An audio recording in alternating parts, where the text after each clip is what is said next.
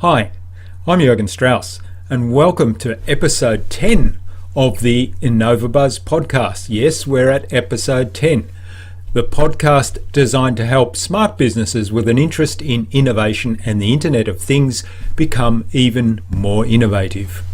In this episode, we have two guests, Nait Gallego and Ben Mitrovitch from Linked Media, a California web-based development company, and also they are from BodyPress sites, and it's BodyPress sites that we want to talk about on today's podcast.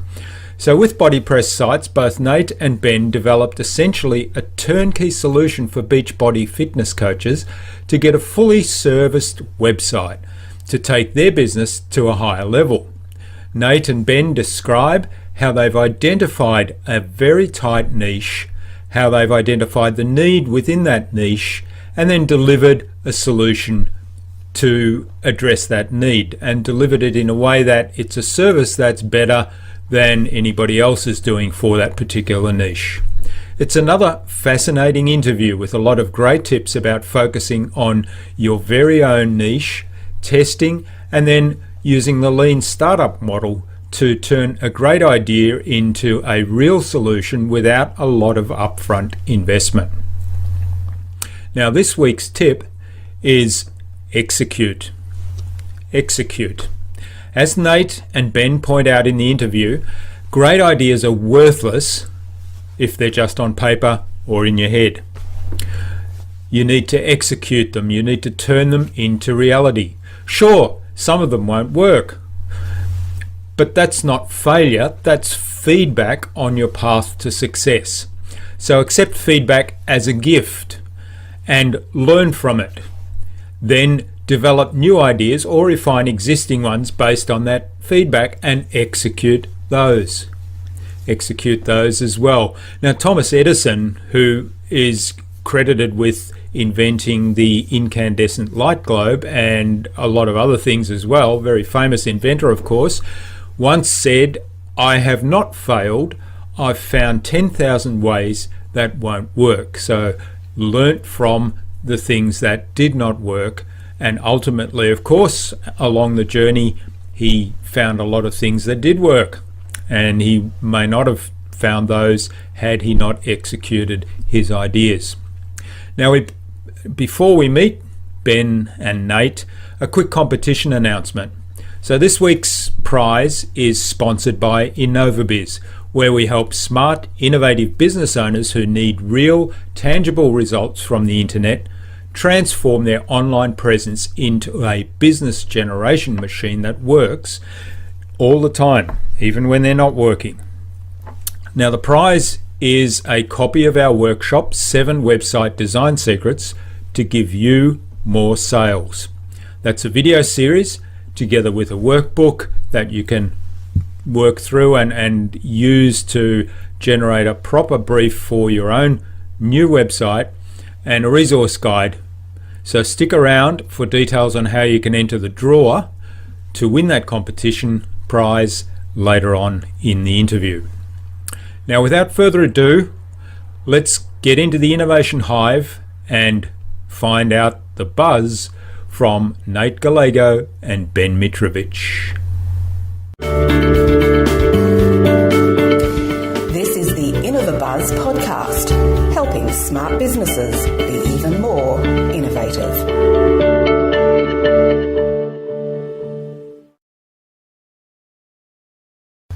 Hi, I'm Jürgen Strauss from InnovaBuzz, and I'm very pleased to have here with me on today's episode. I think we're at episode number 10 of the InnovaBuzz podcast. We have Nait Gallego and Ben Mitrovitch from Linked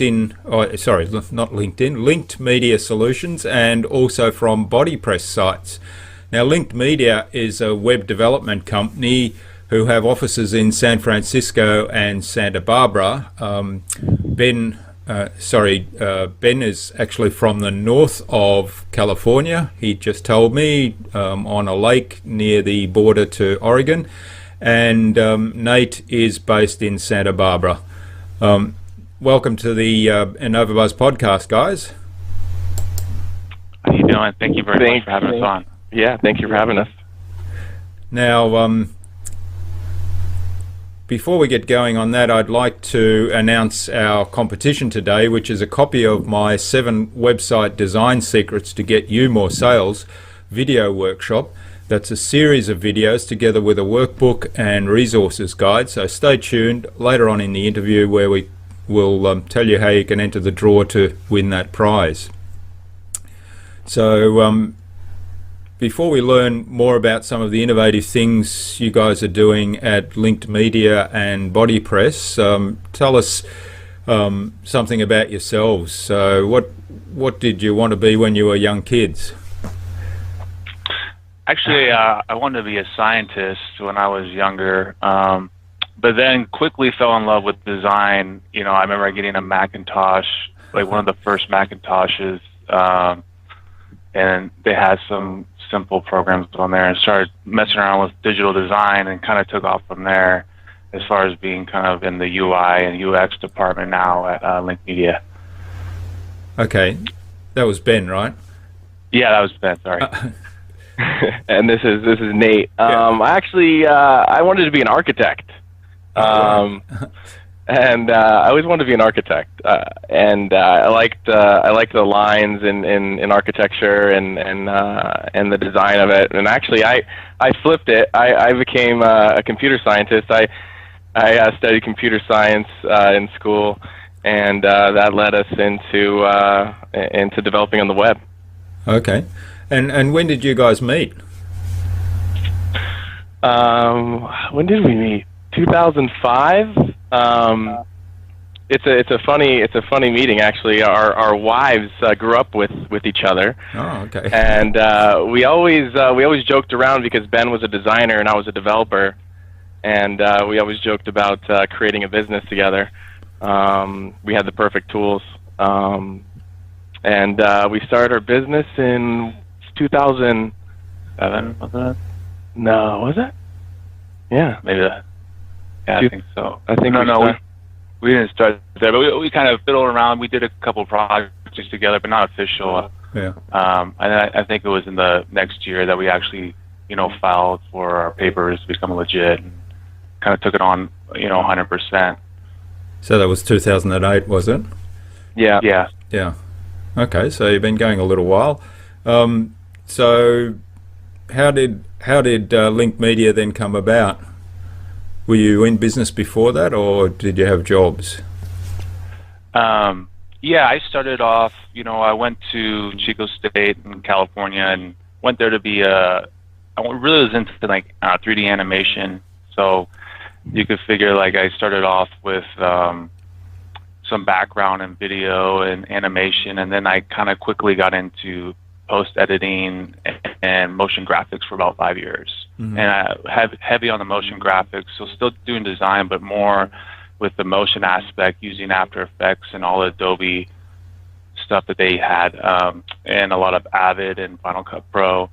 And then I started just doing some freelance, just video production, post-production stuff, and did some static images in Photoshop, and started picking up some clients, and they started needing websites. So then I, called on Nate and said, hey man, we got some projects that we need some development work. I could do the front end and do all the designing, and then that's kind of how that took off. Okay. As far as coming from my background, yeah. Yeah, the same. I actually was going to school at the time, finished my computer science degree, and computer science doesn't pay very well unless you have a degree. So I was actually working part-time in IT, kind of fixing computers and stuff like that. And yeah, when Ben gave me a call, we just decided to just go for it and start a business, and it just kind of took off from there, and it worked out. Yeah, oh, fantastic. So how did BodyPress come about then? Yeah, BodyPress is a funny one. So those who aren't familiar with Beachbody, it's a company that builds products around fitness, and they build a product like a home workout videos and things like this. And we kind of got into this by talking to friends who were into the product, and they knew a couple of people who were high up in the business, and there were a lot of issues they were having with creating websites around the Beachbody model, which is selling the Beachbody products for Beachbody. Beachbody coaches, they're called. Okay. I don't want to go in too much detail about what they do, but they need websites, they need online marketing, and we approached a coach, and he was able to hear our ideas out, and we built an automated product that answered a lot of their problems, and we gave them a solution, and that's kind of how it started, and it's been evolving lately. I don't know if you want to add on to that from your standpoint. Yeah, I mean, they just needed a simple solution, and there seems to be a lot of problems, especially people who aren't like computer savvy and who don't have all the time in the world to go and figure out how to set up a website. We were able to do that fairly quickly, and they just pay a monthly fee, and they get customer support, hosting, and a bunch of package stuff, themes and stuff like that they can choose from. So it just makes the solution easy, and it gives them a place on the web to represent themselves, and then we kind of leave it up to them as far as how they market themselves and all that stuff. But we also provide some resources, some knowledge about how to get on the social platforms and start promoting yourself and drive traffic. So we provide a little bit of knowledge, I guess you could say, where they can't just pick that up anywhere else. So they get, not only do they get a product, but they get a little knowledge and kind of push in the right direction. Okay. So basically it's a fully packaged website service for the is it Beachbody? Right, Beachbody community. Right. Yeah, we're not affiliated with Beachbody, but we just provide a solution for people who are using it. So I don't know if we have to legally say that. Yeah, well, I mean, there's a big lesson in that, isn't there? You came across a need and a problem that a certain community, a certain niche faced, and you build a solution for it. Right. Yeah. So, I mean, it's always amazes me how few people actually do things in that sequence in business, and how many people come back the other way around and say, we've got this fabulous idea, and then they try and make it work and try and force fit it into a market somewhere, even though there might not necessarily be a need, or it might not be a good match to that a need. Right. Yeah, this was a work in progress that we kind of pushed ourselves into the niche to find the solution, but we actually found more and more solutions within the niche, which I think really helped the product grow. So if somebody, if there's a coach, presumably it's a fairly big community then, and presumably they're all in need of the same kind of website system, so that you have an automated system where people can simply sign up and it's more or less all done for them. They just have to add their content. Is that how it works? Exactly. Yeah, we provide some video tutorials so that they just watch, maybe like an hour and a half. Their website will be up and running, and they can kind of watch a bunch of other tutorials at their leisure if they want to learn more about specific sections in the back end of the the portal and stuff like that. So but to get up and running probably takes them if they just really focus and just run through it, maybe like an hour and a half, instead of trying to Google search everything and it could be a headache, so it just makes a really easy process for them. And then they're getting the customer support. I mean, we are always answering questions on a daily basis through we have a chat. They can chat to us through our website, or if that's not on, they can send us an email, and we're pretty good about responding within a couple hours to 12 hours like that. So they're pretty happy with the customer support. I think that's the number one thing. If they have a question or they get stuck, we can come in and fix it for them. Yeah, that's great, because if you go out and do something on your own, and I know from experience that my customers have. They very quickly get stuck if they try to do a lot on their own. Mm-hmm. Yeah. So, how do you describe what you guys do then in one sentence if people meet you for the first time? We usually say basically just a one-stop shop for Beachbody coaches. Hold on, let me try that again. We are a one-stop shop for Beachbody, for your Beachbody website is usually how we pitch that. Yeah, which is very specific. So yeah. Okay, that's good. So what do you spend most of your time then doing day to day? Are you still on recently? Recently. Well, we just had another developer, so we're gonna kind of kick our development over here and try to pump out some new features and just really kind of fine tune our process and make it even easier for everybody, signing up. And what we want to do is start adding some features where they could pay for. A lot of these people don't have enough time to write blogs, so maybe we can offer, for a small fee, like we can write a blog for you, just kind of fill out this information. And we're definitely trying to work on new themes, as trends kind of change, styles change, and people are looking for the new, latest, hottest theme. So we're doing that. But what me and Nate do for the most part right now is a lot of customer support. So it is starting to become a little time consuming. So we're looking in the near future to hire someone just for customer support. Okay. So because that's starting to take up a lot more time. Yeah. Yeah. So it sounds like it's growing pretty rapidly then. Yeah, it is growing. It's kind of a exponential growth. When it first starts, it's slow, but then you have like a referral program, so you get to see that. Other than the top coaches that we've dealt with in the beginning, who've been using us for their downline, you start to see that, like, oh, who's this coach? I didn't even know this coach. So a lot of like outside coaches, the word's getting around and starting to pick up some buzz. So it's really word of mouth that's really starting to take off for us. Yeah, that's great.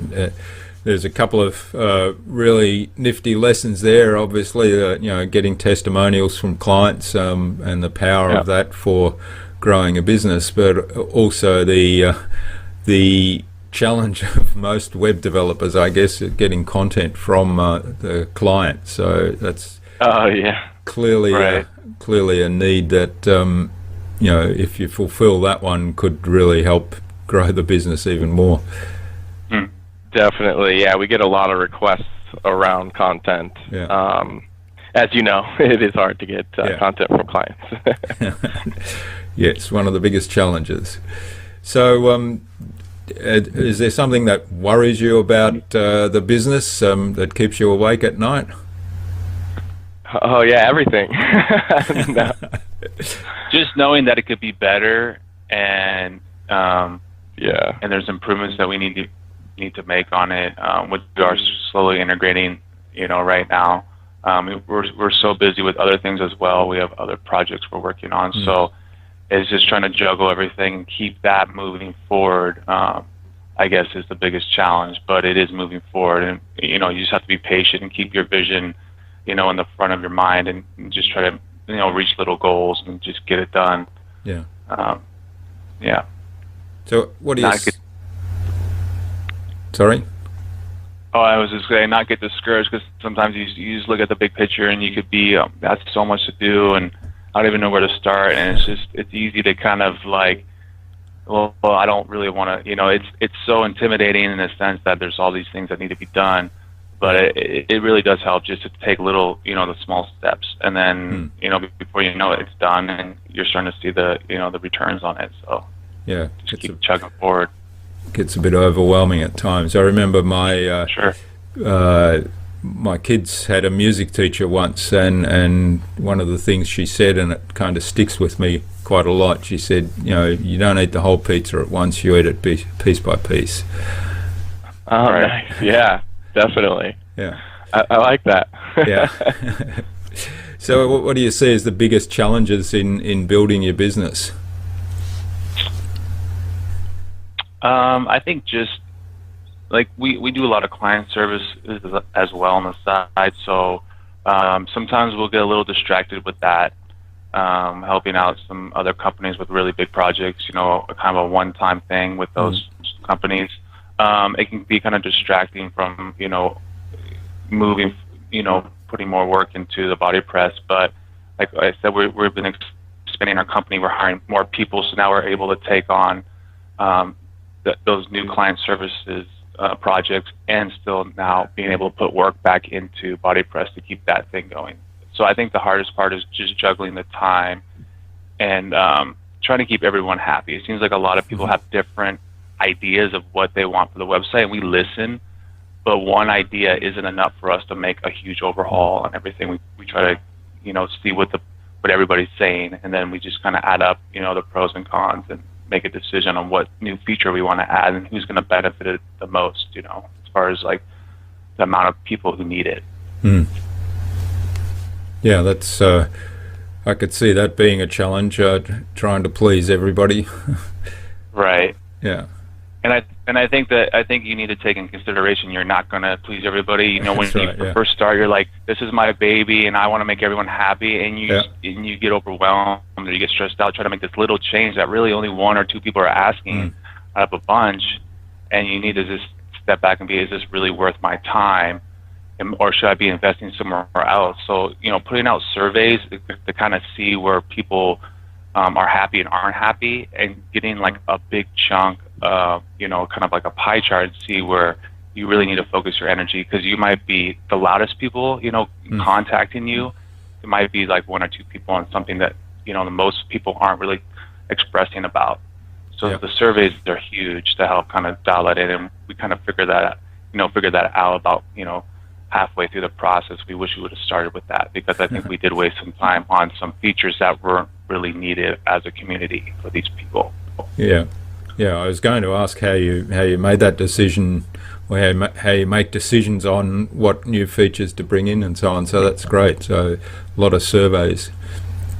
Yeah. Like SurveyMonkey, I think, is a good free service. You can easily start getting information about, what they need. Yeah. So how big is the community that you're serving? We get a lot of people come and go. It's one of those.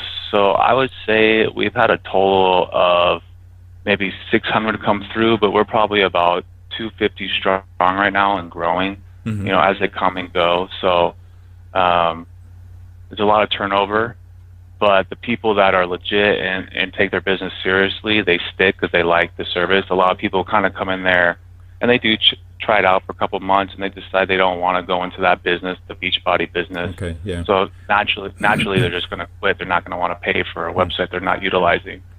So there's a lot of turnaround, but as long as the graph is going up, I think we're happy, and it's only going to get better, as things get easier and we can give them more features. Yeah, and is that based locally? Is there potential for spreading throughout the USA? Yeah, I think the Beachbody, they market to USA and Canada. And I think they're heading over to Europe, so it might branch out over there as well. Okay, well, that's exciting. Yeah. So how do you keep balanced with all this stuff going on, running several businesses and building a new business, and how do you keep balanced, and what do you do when you're not working to find that balance? Yeah, that's I think the toughest part about juggling everything, right? I think with anything, especially, being an entrepreneur and owning your own business, you have to keep yourself accountable. Otherwise, you'll just lose track of things, and you have to set goals, realistic goals, measurable goals, and also you have to keep yourself organized with so many goals and so many deadlines. Keeping yourself organized is definitely key, and I always set a task list for myself, and I just check them off as they get done, and I keep myself accountable. This is my day-to-day task list. This is my week task list. And I haven't gone out to month yet, but we do have the bigger overall goals, right? That we always have. I keep a picture by my desk that keeps me focused. It's the house by the beach, right? Picture. So yeah, I think keeping yourself accountable definitely is number one for me. Yeah. Yeah, I agree. So what do you use for task planning and project planning?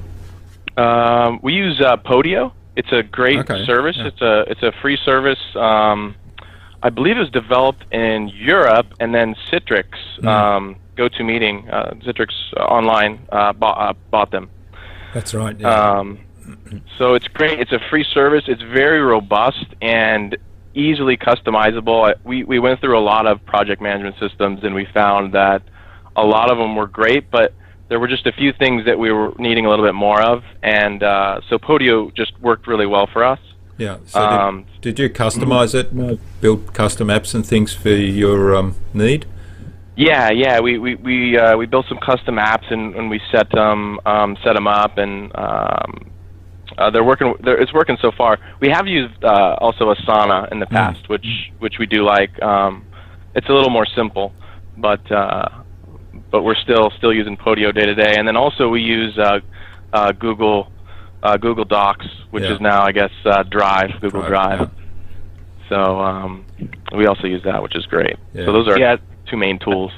I think it's good to know that we make custom apps, and that might sound intimidating to some people, but it's really like simple. Like here you have they give you a selection of stuff, and then you can kind of make it and word it so it works for what you're trying to do, and then everybody's on the same page. So it's not like anybody can go in there and make their own app. It's pretty straightforward. It's like drag and drop this feature here and this feature here and save. Yeah. And now that's like an app in your dashboard. What if it's like deliverables or tasks or like web pages or big projects, and then you can assign people, and there can be accountability for getting deliverables done, and you can see like progress bars and all that good stuff. I know Bootcamp, I think, does something very similar, but I thought Podio the UI was a little nicer, and it looked like it was a little more flexible. Yeah, what you could do.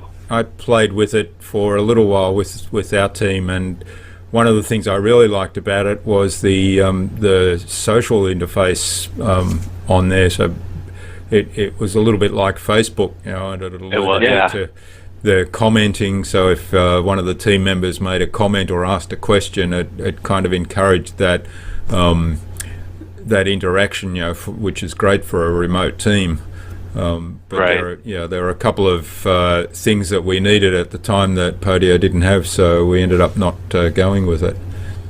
Right. I feel like it's hard to find the perfect solution. That's right. You just have to weigh the pros and cons and just pick one and just make it work. Yeah, that's right. There's still some things we wish Podio could do, and maybe it can. Like they're always adding features, and it's hard to keep up with it sometimes. But yeah, pretty cool tool. Like it, yeah. All right. So what about, do you read a lot of books? Have you read any books recently that you could recommend to our audience? Yeah, go ahead, Ben. I was reading this one. It's I can't remember the title. I'm still kind of going through it. It's like how to build like a lean startup. And I'll go ahead and look for that title, but it pretty much tells you because I've always been kind of in the design and user interface, and you're really starting to work with user experience, and I never really knew the difference between user experience and UI. I mean, I kind of knew, but they kind of mesh together a little bit. But so it really goes into user experience and how to build these lean approaches to things, so you're not investing so much of your resources and time on something that might not catch. So you kind of just get it up there and get it running and seeing how users are interacting with it. So I'm learning more about how, especially with building websites, the traditional way was always like the waterfall way, right? So you do design, you wait for the design to get approved, then you go into development. And now they're saying you need to do wireframe, and once the wireframe gets approved, start doing the development right away. while you're doing designs. You're not waiting for certain sections to update and then constantly have users be playing with it through this whole process. So by the time you finish, you're finishing quicker and you're having a better product. So okay, yeah. maybe I'll see if I can find that title for you. It's pretty good read. Great, thanks. What about you, Nate? Yeah, I'm actually reading a book right now that was actually referred to me, which I'm really enjoying. I'm not done with it yet, so I guess it's not a full referral yet, but duct tape marketing, which has been really good so far. Yeah, I've actually bought that, but haven't. It's on my list of to reads, which is pretty big. Yeah, same here. Yeah. I have a few on that list as well. It's hard to get the time to get those, but a couple of chapters a night. Yeah. Been plucking away at it, but so far so good. I really like it. It's definitely geared towards small businesses, and I like that aspect. Yeah. Okay. If you had a magic wand and could just wave it to fix one thing in the business, what would that be? One thing in the business. Oh man, it's so hard. Can it be 5? No, just kidding. Let's see. That's a good question. What do you think, Ben? That was a question. I mean, I feel like everything could be a little better. Yeah, everything can always be better, especially when you created it, right? It's never good enough. Right. I would say customer service. If we could just get rid of that, that's my vote. Yeah. If we could just, have that process automated, so we wouldn't have to deal with it so much. I don't know. Right. Like so. Well, yeah, 2 ways we can do that. One would be, to make it so simple. We saw some other platforms out there, and we looked at their back end and stuff, and just taking it to that next level where it's just so straightforward. Like there shouldn't be any questions, and if they are, it would be nice to have someone hired to answer those questions because they're probably going to be the same questions over and over. But we have a customer support form. But it seems like a lot of users never go there because we have a lot of the answers there, but they still seem to keep asking the same question. Yeah. So it's tough. Sometimes some people just need that kind of hand-holding, I guess. Yeah, that's right. Yeah. And it's often easier just to ask the question rather than go searching the frequently asked questions or the documentation. Right. Yeah. All right. And what do you see as the risks and opportunities in doing something innovative and a little bit outside the box like you're doing? Well, I think the biggest risk is failure, right? And I guess there's 2 sides to that. There's the ego, which is hurt, and then there's the monetary issues. How much you're investing in your product. So there's the failure, but I think there's always a bigger reward in trying things out.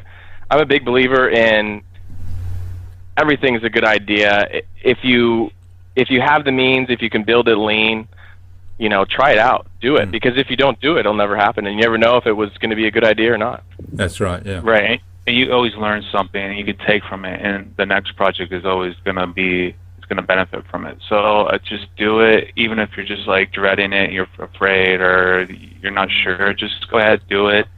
Invest a little time into it if you don't have a lot of time, and you never know. Like Nate said, it could take off. Something might kind of catch a buzz. And that's right. Yeah. What is it they say? If you, it's guaranteed to fail. Sorry, it's guaranteed to fail if you don't try. Right there, exactly. Right. Yeah. Exactly. Yeah. And I think Ben made a good point too. I guess there's no true failure because I think no matter what, you always learn. I think. We've been lucky enough to the things that we've done haven't been complete failures, but there have been setbacks, and by learning what those setbacks were, we were able to then move forward. Yeah, so that's right. My business coach says to me, "There's no such thing as failure; it's just feedback." Right. Yeah. So yeah. All right. Well, I was. It's time, I think, to go on to the buzz, which is our innovation round, and there's about 5 or 6 questions that I ask. Hopefully you'll give us really brilliant one-line answers that's going to blow the audience away with your insight and knowledge. All right, I'm ready. No pressure. Okay, first of all, what's the number one thing you think people need to do to be more innovative in their business? I think just try your ideas out. Just don't be afraid of failure. Failure's a big hurdle, or the fear of failure is a big hurdle. Yeah. So I think Nate's right. Me and Nate will spend a whole morning just talking up ideas and getting really excited about it. Because we have such a big plate already, some of those ideas lose momentum and never, form. If and I think it's important. But we have a lot on our plate right now, and we always have those ideas and we save them, and we're going to probably come back to them later, but actually, act on those ideas and not just let them, they sound great, but actions speak louder than words, and you actually have to do something to make it happen, or it's just not going to happen on its own, even though it might be the best idea. You might be telling your friends about this great idea, but 3 days later, you kind of just you lose motivation or interest. Try to condition yourself to just do it, and try to at least put in a couple hours, even a week if you're that busy, but keep it going, keep the momentum going. Yeah, that's great advice. What's the best thing you've done to develop new ideas or new products? I think like Ben mentioned, we sit down with one another and we just kind of bounce the ideas off until they sound good, I guess. Yeah. We'll argue a lot, you want to play devil's advocate. You want to be, and hopefully you have someone you could talk to. It's easier to talk to somebody and talk out your ideas in real time, because a lot of times Nate will bring up something I didn't think about. I'm like, yeah, that's true. That sounded good in my head, but now that you bring up these other ideas and things that could be problems or cons, maybe it's not worth the investment. I think it's great, especially if you can kind of go the lean route. Just set something up really simple. The technology's there. You got WordPress. You could do something really quick with WordPress. Do a little advertising on Facebook if you want to invest just a little money, and you'll be surprised at the reaction you might get. If the idea is good enough. And then get feedback from the users. Yeah, right. Feedback is definitely crucial. Yeah. Oh, it's great. What's your favourite tool or system for innovation then? Sounds like it's a brainstorming and back and forth between the two of you. Yeah. As far as tools, I love uxpin.com. It's kind of and it's great for kind of putting together some ideas. Definitely great for showing clients some wireframes, but it kind of takes it a step farther from wireframes, because I've actually developed full-on pages in that, and it's a lot easier than Photoshop, and I think some of the other online designing tools, and it's a little more pricey. I think it's $39 USD, but it's totally worth it. I mean, I've used a couple, wireframing tools. It's great because it's online. You can share with clients, and they can share, and they can leave comments, and you can make different versions and quickly move things around, and they can watch it update on the fly. So first doing something in Photoshop, exporting, and sending an email and waiting for feedback. It's just a great tool, and will cut down a lot of time if if you're trying to prototype some kind of digital media. Yeah. Okay. That sounds good. I didn't know that one. My favorite tool is Skype. I'm going to go with Skype. Yeah. Well, with you being the two of you being located sort of a fair distance apart, I guess Skype gets a lot of views. Oh yeah. Yeah. We're in a big debt to Skype. Yeah. Okay, what's the best way to keep a project or a client on track? I think using the project management system, keeping yourself accountable on the deadlines. So you got to stay organized. You got to be accountable as far as clients, it's tough sometimes, but with using the project management system, it can update you about deadlines for the client and just reminding the client, you know, I need to get that content.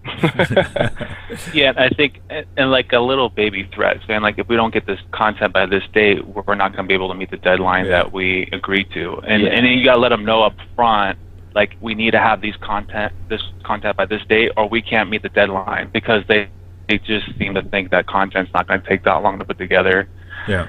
And I don't think a lot of clients understand that having content is a huge part of the design and development process. It helps us, you know, flush out any like flaws or anything that needs to be, you know, figured out as far as the user experience and the UI. So I think it's important that you're really firm with that and let them know there's going to be a delay in the deliverable of the website if you don't get that to me. Yeah. And if you're upfront with that, I think they're pretty cool. You just got to be firm. I think a lot of people, when they first start, they pretty much bend at the client's will, because they're just grateful they have this job and they want to please the client. But I think you got to start kind of putting on your big boy pants and letting them know, like, we need this content, or it's not going to happen when you want it to. Yeah, it's a partnership, so isn't it? Right. So do you actually share the Podio project by client, or? We don't. We haven't yet. I think, I guess it depends, but we have all sorts of different clients. So there are some clients we do actually share with for bigger projects, but for the most part, we use Google Drive a lot with our clients, and we find that works really well. Shared documents and. Yeah, exactly. Spreadsheets and docs, I guess, are the only thing we really use. Yeah. Mm-hmm. Yeah, because a lot of people are familiar with you know, Google stuff and Google Drive. I mean, in Word, because you just throw Word applications on there, or like spreadsheets, you know, from Microsoft. So it converts it for you and all that stuff.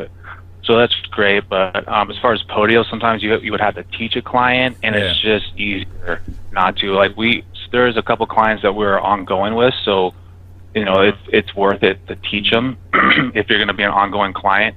But if it's kind of a one-time deal, it's probably not worth it, and just using it for internal use between me and Nate and some of our developers. Okay. Yeah. Yeah. Well, that's good. So, what do you see as the future for BodyPress then? I think what Ben mentioned, making it easier. I think as the web evolves more and more, everything is moving towards the web, and you see products come out all the time, and they're just very simple, very elegant UI, user interface, and UX, user experience. So I think the future of BodyPress is just making it extremely simple with a very elegant approach. Okay. Right. Yeah. And you mentioned earlier about the potential perhaps to grow with the body. Sorry, Beachbody. Yeah, it's hard. They're very similar. Trying to think of the service. So as that expands into other countries, there's a big potential for growth for you there as well. Definitely. Yeah. Yeah, so that's really exciting. What do you see as the future for that industry? So it's essentially fitness and personal training, right? Yeah, I think there's a huge potential. I think you find more and more, at least here in the States, people are becoming more conscious and aware of the food they eat and their day-to-day exercises. So I find that, if anything, it's becoming more and more popular. And it's also nice too, because one thing about the Beachbody products is that they're not as expensive as going to the gym, yet you're still getting the same kind of results. So I think it's really helpful for individuals as well who maybe struggle with those kind of issues. Yeah. Okay. And do you see a role there in that industry for the Internet of Things, as you start to get machines remote controlled through devices and so on? Yeah. I think we'll probably see more and more integrations with online services moving forward with the products. Right now I don't think they're doing a lot of online stuff. So as you see, there's a market for our own business, but I think moving forward, I think it'll be integrated more and more moving forward with the internet of moving things. Yeah, well, certainly. I mean, the fitness industry, in some sense, has led the charge there for these social apps like I don't know, Map My Ride is one I'm familiar with, or Strava.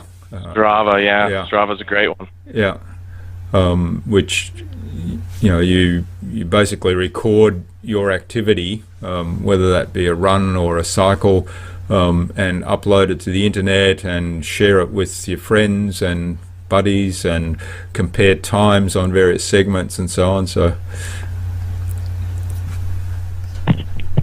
yeah, Strava's a really nice one. I actually use that myself for my rides. Okay, well, we'll have to connect up on that then. Yeah. All right, well, just want to remind our listeners and audience about the competition today. So I'm giving away a copy of my 7 website design secrets to get you more sales. So that's a video workshop together with a resources guide and workbook.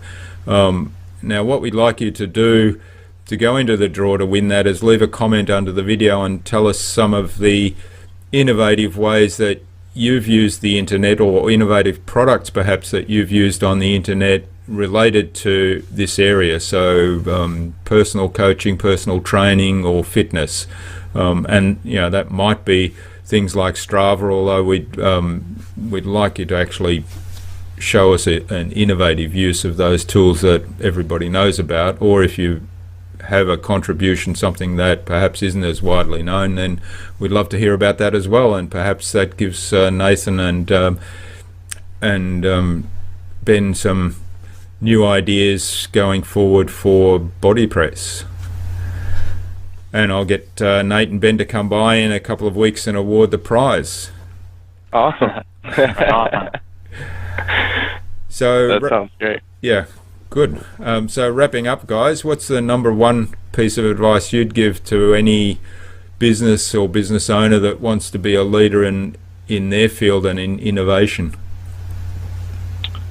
I think it's we kind of touched on the momentum, and when you get a good idea or you're working on a project and you have some setbacks, I think it's always try to just keep that momentum. I think momentum is the biggest factor, which I think for a lot of people get either discouraged or just kind of lose the buzz that they originally got when they first thought about it, whether it was in the shower or going after they go for a run. I know those times I get really excited about stuff, and a lot of times give me a couple hours after a run and I lose my high. I kind of think, well, maybe not, or I don't have that motivation anymore. I think you have to build some discipline and just move forward. Like anything else, you have to work at it and you kind of build that as like almost like a muscle to like keep moving forward, keep that momentum, even though you might have like lost it initially. So and you'll see the returns on that as long as you keep doing that and keep being focused.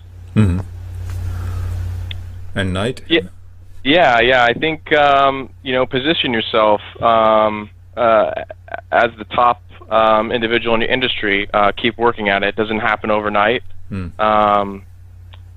had BodyPress for 2 years, and we still have the buzz, but we're still growing. We're still positioning ourselves and working towards that. So, continue to position yourself as number one, the best, the go-to in the industry, and don't let failure be a wall, be a hurdle for you. Just it's feedback. Go for it. Yeah. Get the feedback. Get the feedback. Survey. Okay. Well, that's great. Well, thanks, Nait and Ben. It's been a real privilege. So where can our guests reach out and say thank you for sharing all that information with us today? They can go to our website, bodypresssites.com. Yeah. And they can click on the contact link. They can contact us that way. Okay. Or they can email me at Nait@BodyPressSites.com. All right. Well, we'll have those links underneath the video when we publish the blog post. Great. So finally, I always ask this question: who would you like to see me interview on future InnovaBuzz podcast, and why? Oh, that's a good question. Let's see. I wasn't ready for that one. Let's see. How about Troy Dean? Can you get him on? I can ask. So Troy, look out, Troy. We're coming to get you on the InnovaBuzz podcast. I like it. Courtesy of Nait Gallego. And just to tell you, that book I was reading, it's called The Lean Startup. The Lean by Startup. Eric Ries. Yeah. Yeah, I thought of that because I actually purchased that one recently on Amazon as an ebook, and it's on my list as well. So yeah, I'll have a link to all of those, the book suggestions and the contact links and so on underneath the show notes for this episode. So it'll all be there. So Nait and Ben, thanks so much for spending time with us today. You've been very generous, and it's been really fascinating to learn about BodyPress and how you've recognised an opportunity there in a very tight niche, but potentially big opportunity, and then addressed the need there and built a business around that. Awesome. Yeah. Thank you. Yeah, thank you. Thank you so much for having us. You're going to be awesome. Yeah, and I wish you all the best with this, and also with your other businesses as well, of course. And I look forward to seeing how things develop in the future. Awesome. We'll keep you updated. Okay. Alrighty. Thanks. Thanks, Nait. Thanks, Ben. I hope you enjoyed meeting Ben and Nait as much as I enjoyed interviewing them on today's podcast. They certainly are a dynamic duo who've taken an idea to solve a need in a niche market and deliver a product and service that meets that need better than any other solution available. And they've done that without a huge upfront investment cost, employing a lean startup model.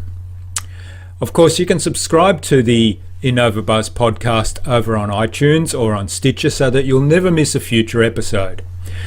All the show notes for this particular episode are going to be at innovabiz.com.au/BodyPress. That's BodyPress, all lowercase, no underscores, no hyphens, just innovabiz.com.au/BodyPress. So you will have all the links and everything that we spoke about in the episode right there at that URL. Remember, leave your comments underneath the video for your chance to win a copy of the 7 Website Design Secrets to Get You More Sales video workshop. Leave a comment and tell us some of the innovative ways you've used the internet or innovative products that you've used on the internet related to the area of personal coaching or personal training or fitness. There's a lot of apps out there, but what we'd like to hear is something innovative that you've used and something that may help Ben and Nait to come up with even newer ideas or some more ideas to support their business. If you leave a comment under the video, I'll get Ben and Nait to swing by in a couple of weeks' time and award the prize to the best entry. Nait suggested that I get Troy Dean from Video User Manuals and WP Elevation on a future InnovaBuzz podcast. So Troy, look out, I'm coming to get you, and keep your eye on your inbox for an invite to the InnovaBuzz podcast. If you like these podcast episodes, do give us a 5-star review over on iTunes, because that really helps get us a bigger audience and get more people to listen to these inspiring business leaders and the tips and insights that they share with us here so freely. And it just is wonderful, and we don't want to be selfish and keep it to ourselves. We want to share that as widely as we can. So until next time, remember, if you don't innovate, you stagnate. So think big, be adventurous, and innovate on. This is the InnovaBuzz podcast, helping smart businesses be even more innovative.